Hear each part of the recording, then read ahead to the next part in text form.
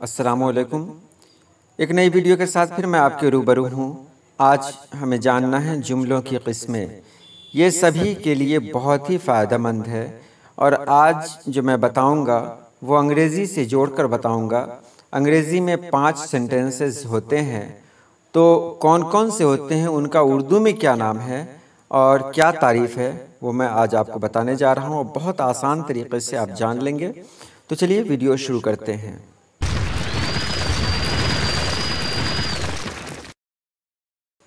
सबसे पहले हम जान लें जुमला। जुमला किसे कहते हैं? तो अल्फाज के ऐसे मुसलसल मजमूआ को जुमला कहते हैं जिससे सुनने वाला बात को पूरी तरह समझ ले। यानी हम कोई बात कहें तो सुनने वाला अगर समझ ले तो वह जुमला है और इसका मफहूम हासिल कर ले, यानी उसका मकसद हासिल कर ले, मानी समझ जाए, चाहे बात तकरीर में हो या तहरीर में हो। यानी हम ज़बानी बोलकर भी उसे समझा सकते हैं या फिर लिखकर भी समझा सकते हैं। जुमला 5 तरह के होते हैं। जुमले की 5 किस्में हैं। सबसे पहले अंग्रेज़ी में आते हैं तो बात होती है असर्टिव सेंटेंस की। तो असर्टिव सेंटेंस जो होता है उसको उर्दू में कहते हैं बयानिया जुमला। तो ऐसा जुमला जो हमें कोई इत्तला या मालूमात फ़राहम करे, यानी जिससे हमको कोई ख़बर मिले, जिसमें सिर्फ बात हो।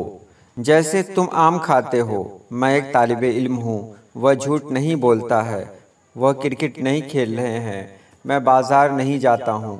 और जुमले में एक बात जान लें कि हर जुमला पॉजिटिव भी होता है और निगेटिव भी हो सकता है।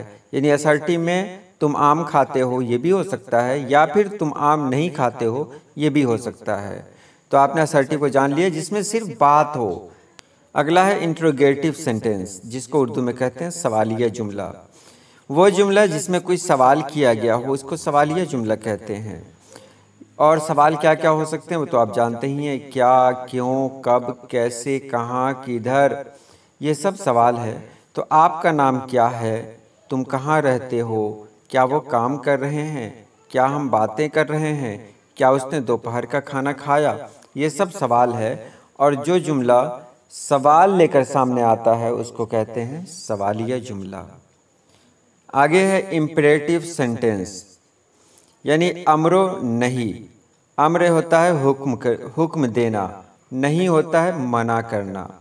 ऐसा जुमला जिनमें काम करने या न करने का हुक्म, इल्तिजाइया, नसीहत पाई जाए, अमरो नहीं जुमले कहलाते हैं। यानी जिसमें हुक्म भी हो सकता है, जिसमें किसी काम को करने न करने की भी बात हो सकती है, या उसमें नसीहत भी हो सकती है, ये सब इम्परेटिव सेंटेंस कहलाते हैं, यानी जुमला अमरिया कहलाते हैं। जैसे दरवाज़ा खोलो, सच बोलो, झूठ मत बोलो, वहाँ ना जाओ, नलका खोलो। यानी हम दूसरे को कुछ बता रहे हैं, दूसरे को कुछ मशवरा दे रहे हैं, दूसरे को कोई हुक्म दे रहे हैं और दूसरों को कुछ मशवरा दे रहे हैं, मतलब ये काम करो या ना करो। यहाँ भी वही मैं कहूँगा कि इसमें भी पॉजिटिव और नेगेटिव दोनों हो सकते हैं। जैसे दरवाज़ा खोलो ये भी जुमला अमरिया कहलाएगा और दरवाज़ा मत खोलो या ना खोलो ये भी जुमला अमरिया कहलाएगा। आगे है दुआइया या तमन्नाई जुमले, जिसको ऑप्टेटिव सेंटेंस कहते हैं। वो जुमला जिनमें किसी ख्वाहिश का इजहार पाया जाए, यानी हम जिसमें तमन्ना कहें, या इसको जुमला तमन्नाइया भी कह सकते हैं, जुमला दुआइया भी कह सकते हैं। जैसे अल्लाह तुम्हारी उम्र दराज करे, अल्लाह आपको कामयाब करे, काश मैं उस्ताद होता, काश वो अब आ जाएं, काश मैं अमीर होता।